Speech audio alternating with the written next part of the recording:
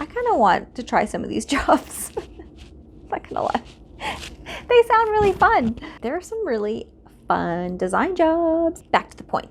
Hi guys, it's Ania from Interior Design Hub. Are you wondering what kind of jobs you can get with an interior design degree that isn't just your typical work in a design firm? There are lots of opportunities to get jobs in so many other fields, and today I'm going to go through a whole bunch of them.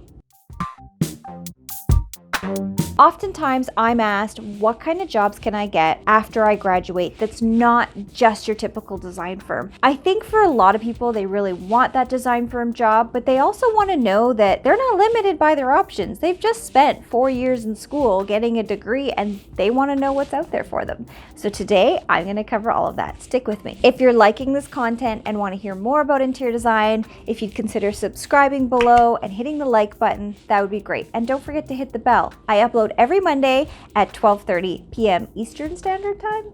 All right, guys, let's dive into it. So the typical path when you're done school, as I've mentioned, is commercial or residential interior design, depending on, which path you're maybe wanting to pursue. Those are great paths. And if you want to find out some more information about going through the job interview and how to have your portfolio ready to go, I'm going to include a video somewhere.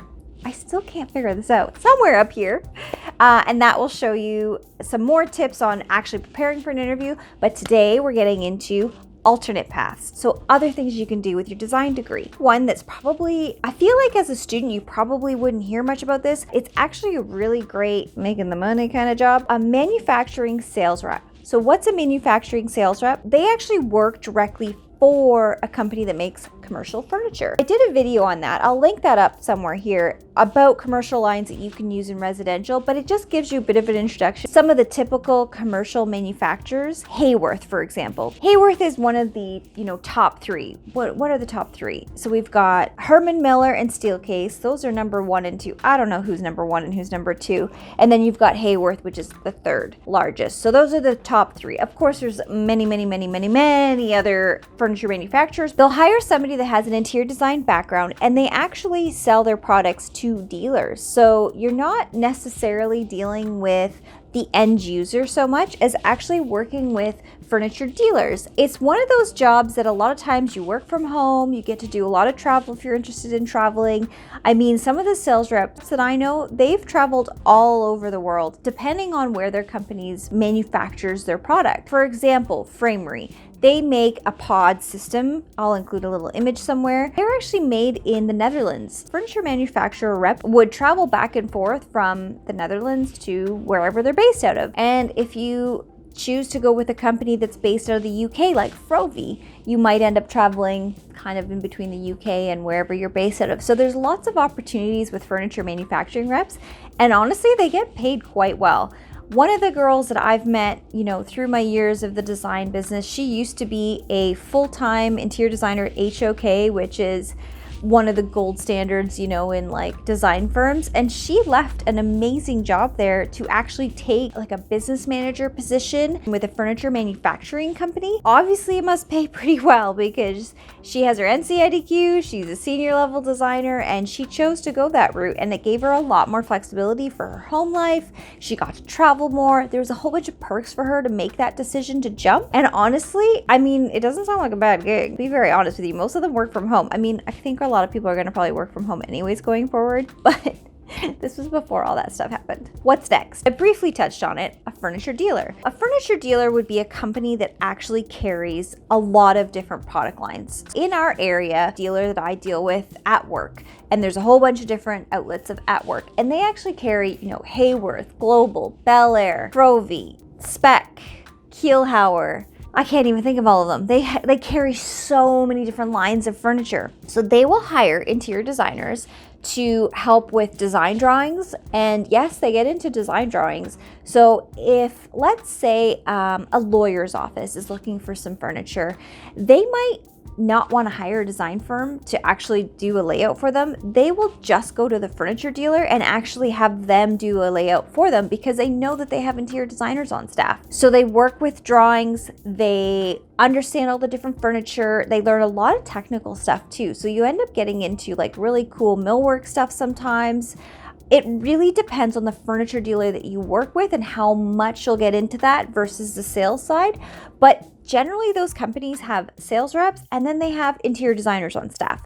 And the interior designers work with sales reps, but they're not out there selling. So don't think like necessarily it's a sales job, because if you don't want to do sales, which, for me personally, I'm not a salesperson. I just don't know how to close a deal. For me, I just don't do sales. So that wouldn't be my cup of tea. But the other side of it, the doing drawings, inspecting furniture and all that kind of stuff, yeah, totally. I could totally do that. So some of the furniture dealers, just like off the top of my head in our areas, we've got At Work, we've got POI, we've got Raven Studios, got Office Source. There's tons of them. If you look up furniture dealers in your area, you'll be able to figure out, what furniture dealers are there and what types of jobs they have. So if you go through an interview process to work at a furniture dealer, you really want to make sure that you're asking them, how much design work you're going to be doing. If that's really where you want to go, definitely find out, what level of design work you're going to be doing for them, because it's different depending on which dealer you're with. Another area of design that you can get into is a facilities designer. I know it sounds like, what, facilities, but if you think of any public sector job, so working for a city, working for a region, working for a school board, so universities, colleges, and even some really big companies. So off the top of my head, I know for a fact that Shopify is one of those companies that will have a facilities designer, as well as a GHD. And I even believe Google has some of their own facilities designers. So will they bring in outside designers? Sometimes yes, sometimes no. It really depends on who they have in-house. I know for some universities and colleges, they have a design team in-house and they won't really do anything on the outside. Other groups don't really have design teams, but they have people who facilitate staff moves. They reorganize offices. They'll work on ordering the furniture and doing layouts. It depends on the level of what the institution you apply to does, but generally it's in the job description, so you'll know. But do not discount facilities design. Also in facilities, you tend to make a lot more money. So that's a really big factor with facilities, is that you can actually make quite a bit more money working in public sector than you can in private sector in this case. Not for everything, but definitely for interior design, there is a lot of opportunities to make good income. If you're working for a school board or a college or university, especially in the United States, the colleges and universities are like mini cities. So you have to remember that if you're working for a college or university, you're doing everything from classrooms, lounge spaces, student spaces, pub spaces, grad spaces, retail spaces, restaurant spaces, athletic centers. Oh my gosh, anything that a city would have, most colleges and universities have. So, and in the United States compared to Canada, they're funded very differently. So there's a lot more money to play with in the US than there is in Canada. Let's be real here. Could you imagine being a facilities designer at like Harvard? Oh my gosh, those buildings are beautiful. So, facilities, it's an option. So another area you can get into with an interior design degree is visual merchandising. So visual merchandising is really interesting. It depends on where you are, but in major cities, visual merchandising can be a really huge job. I don't know a ton about it specifically, but I do know that many of the major department stores, like a Holt Renfrew, The Bay, Nordstrom's, Saks Fifth Avenue, Aritzia, pretty much, actually, I think all of them, like any major chain would definitely have a visual merchandiser, and they come up with how the store layout looks. And what's interesting about visual merchandising is, yes, there's usually a typical theme across like a set of stores. Like if you go into, The Bay, for example, they almost all look kind of the same. But then you get stores like Aritzia, and every store has a different design, and that's very intentional. And that's done not just by a store designer, but by a visual merchandiser. And what they want to do is they want you to buy the products, right? So it's all about laying out things that grab people's attention. having store windows look a certain way. If you've ever worked in retail, then you'll remember getting your little cut sheet that says where everything goes. That's why a visual merchandiser. So that's a really good job that you can actually get into with an interior design degree. Expanding on visual merchandising is an exhibit designer or even just a store window designer. I always think of New York City because New York City is famous for having the most beautiful store windows, especially at Christmas time. And that's something that's actually a whole profession in itself. So if you get into that and you're really good with that type of thing, you could have a whole career doing that. I think that's kind of cool. I kind of want to try some of these jobs. Not gonna lie. They sound really fun. Another job you can get with an interior design degree is set design. This actually, I seriously considered when I was finished school. I was lucky enough that I had met somebody who was a stunt guy. He had a stunt company, he had a stunt company. I think that's what it's called. But what he did is he worked on different sets and he did all the stunts, right? So I think it was 24 was the set that he was working on. And at the time I was working part-time. I knew him from my part-time job and I thought, oh my gosh, that's so cool. And I had told him I was in school for interior design and he said, oh, they hire designers to do set design. Would you like to go for a tour and talk to the designer and see what it's all about? And I was just like, oh my gosh, this is so cool. So did a day trip to Toronto, got to go on set of 24, thought that was the neatest thing ever. I didn't meet anyone like famous. They weren't really filming, but I did get to meet the set designer. And wow, what a job. It's so intense and it's so much detail work, but really interesting. Like when you look on a TV screen and you see a window, like normally it would glare, right? But they have these special hinges that they actually can tilt the window so that when they're shooting, depending on where the lighting and the cameras are, the windows are tilted so that they don't cause a glare with the camera. And all of that's done by the designer. So every set and every little component that they use for filming is actually done by a set designer. And they do these things so quickly. She literally is doing drawings every single day. She'll do a full set of drawings for a set or a scene and then have to have it constructed and built, say, the next few days for when they're filming. So there's like a schedule.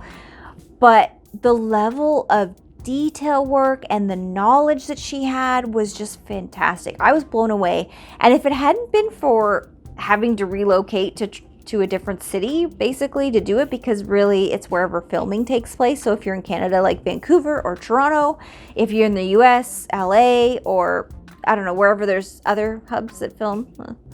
So that's the one thing. And then the other thing with that job was you're on contract for the season of the show or the movie that you're doing. And then once it's over, you're basically applying to another job. And I know that scared me at the time. I was just like, I don't know how I would feel about every, 9 months to a year looking for a different job.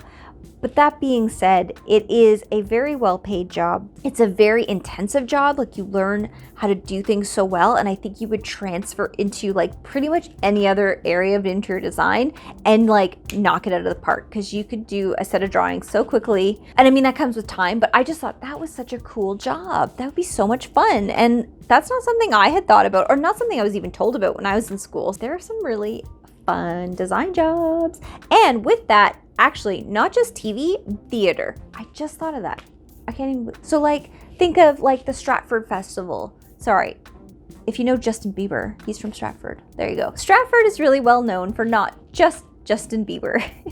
They actually are known, other than him, for theater. They have some of the best theater ever. If you're ever in the area, I seriously say go check out, well, maybe next year, check out some of the theater performances. It's honestly just fantastic. Set design isn't just sets for movies and TV. Set design is actually for theater as well. And theater design is very different than set design for TV, because a lot of times with theater design, having to engage the audience for multiple scenes with one set that can be easily changed. And then there's a lot of different things where there's like layering and creative overlap and different pop-outs and things that come up. Like it's a very different than television design, but still equally as challenging and I think equally as exciting. And equally as like, I think, intensive, because you probably are designing it for, you know, the run of a show, but the amount of stuff and the thought that has to go into it would be really, really interesting as well. So theater design, set design, all fun. Did you guys know you could do this many things with an interior design degree? Sometimes even I forget. So those are paths that you can take with your interior design degree that's very much still related to your interior design degree, but I have more for you guys. There's still some alternate paths that are slightly off the design bubble. However, they offer really great opportunities, and I know a lot of people that took some of those routes. So before we go forward, if you have any comments below on different type of interior design jobs that you can think of, please feel free to comment below. I would love to hear what you guys, do with your interior design degree. So I have some alternate routes for you guys that are a little bit off the interior design path, but still really tie well in with the education of interior design. One of the paths that you can take with your interior design degree is actually getting into real estate. And I know a lot of people who have actually made that jump. It really marries well with interior design because you're able to really help the clients put their best foot forward on how to sell their house. And every single person I know that I graduated with that actually took this leap and went into real estate has done phenomenally well, because anybody who's in real estate knows that how you present the product is a really good indication on how to sell it. So being in real estate with an interior design background means that you can really help your clients put their best foot forward when it comes to the presentation of their home and get the most amount of money for their real estate. And what that translates to you as an interior designer that's jumped into real estate is obviously more commission. So it's a really lucrative industry. Another area that you can go into is home staging. So tying in with that real estate theme, actually getting homes ready for sale, whether it's house flipping or working with a developer, working with a condo company, working with a real estate agent, working with a real estate group. Staging is a nice complement with the interior design degree because it's something that you could actually, if you're really interested on having your own business, you can totally go out and have your own business. And one really nice thing with home staging, lots of companies where you can actually rent different pieces. So you don't have to go out and invest in having this huge stock of furniture. If you do a little bit of investigation, you can actually find companies that will rent you all the stuff that you need. And it's just a matter of putting it together. That's another really great avenue that you can go into with an interior design degree. Another area that you can get into is working for a home builder or a condo builder. I touched on this briefly. You could work with them as staging, but you can also work for them directly. So I know some of my friends that have gotten into working with large condo developments, and they actually work with complement of like the real estate side and the interior design side. So they'll assist with the real estate agents that work there to really help sell the space to the clients, but then they'll also help with the clients actually putting together their space. And since it's a new build, it's the millwork, the details, the finishes, even sometimes the layout. If it's not super, it depends on the condo itself, if there's a little bit of manipulation, or if it's a townhouse, or if it's a residential. So if you get into homes, there are options to actually tweak floor plans. So they will have interior designers that will work on staff to help with pretty much all of the interiors of these spaces that the developer's building. It's another really great avenue to get into, where it is kind of more like working at a design firm, but it's a little different because it depends on where you work. Some of them might only be finished selections and some of them might be a little bit more involved. It really depends on the residential developer or the condo developer that you're working with, or if you work for them directly, or if you're contract and all that kind of stuff. So definitely a really good avenue for you guys to look into. So another avenue that you can explore is teaching. And I think this time, sometimes people forget that you can teach even part-time. So if you want to maybe start your own practice or do something, residential design or residential decorating, or you want to get into staging, or you want to work, maybe dabble in a few different things, but you want to have something that's a little bit more of a stable income while you're building some of these other things, you can actually apply and teach part-time. You can teach full-time or part-time. So it's a really great way to take all the stuff that you learned in design school and then pay it forward and, teach younger generation design stuff. I teach for a little while when the economy was kind of slow. and I was working a couple different jobs, and I actually taught art history at our local college, and it was a lot of fun. I really enjoyed it. It was a lot of work, but it was a lot of fun. So it's another avenue. It sometimes pays the bills. So teaching is definitely another avenue. I think if you want to get into, full-time teaching or being a professor or getting into a coordinator position, you definitely have to go most likely and get your master's degree. That's the one thing with, like, if you love teaching, which I know designers that love teaching and that's what they do full-time, and that is their career. They do design on the side, or they've done design in the past and they've decided they want to move into teaching full-time. So sometimes you may, depending on where you live, have to get a little bit more education in order to pursue that. However, the pay is really, really good and it's a lot of fun. You're working with young minds who are super eager to learn, and I find when you're in design school, you are just so full of ideas and you're a sponge. You're just like grabbing all this information, and it was a really rewarding experience for me, because I think when you get into the business for a while, you kind of forget how awesome it is to just be a student and just have fun with design and not overthink things. So teaching is a great avenue. All right, guys, so we've covered a lot today. I hope you enjoyed the content, and if you have enjoyed the content and you haven't already, please subscribe to my channel and click the like button. I'd really appreciate it. And also hit the little bell and you will get notifications whenever I post a new video. So that's everything for today, guys. It's Anya from Interior Design Hub. Until next time, bye! Traditional.